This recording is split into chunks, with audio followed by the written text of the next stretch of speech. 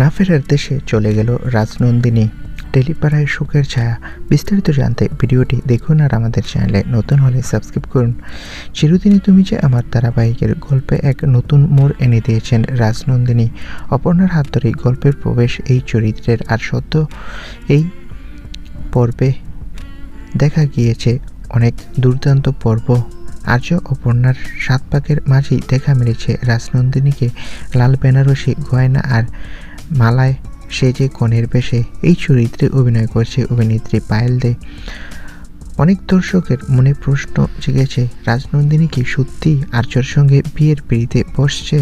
তবে এ বিষয়ে নিজেই স্পষ্ট করেন পায়েল। তিনি জানিয়েছে আপাতত তিনি শুধু শুটিং করছে, পুরো চিত্রনাট্য এখনও লেখা চলছে। সবচেয়ে গুরুত্বপূর্ণ বিষয় হলো রাজনন্দিনী চরিত্রটি আর সাধারণ ৫টা চরিত্রের মতো নয়। পায়েল নিজেই জানিয়েছে এটি একটি অশরীরী চরিত্র, অর্থাৎ গল্প অনুযায়ী রাজনন্দিনী আর জীবিত নেই। বিয়ের মণ্ডপে তার উপস্থিতি আসলে অপর্ণার ভাবনা ও স্মৃতির সঙ্গে মিলেমিশে যাওয়ার একটাই রূপ।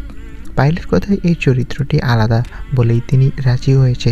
কতদিন তাকে ধারাবাহিকে দেখা যাবে সেটাও এখনও নিশ্চিত নয়। তবে দর্শকদের মধ্যে ইতোমধ্যে কৌতূহল তৈরি হয়েছে কিভাবে এগোবে রাজনন্দিনীর গল্প।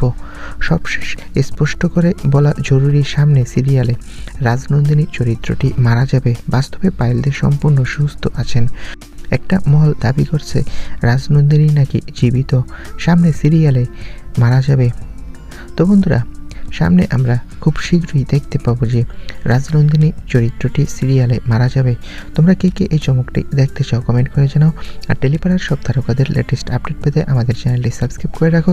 ধন্যবাদ সকলকে।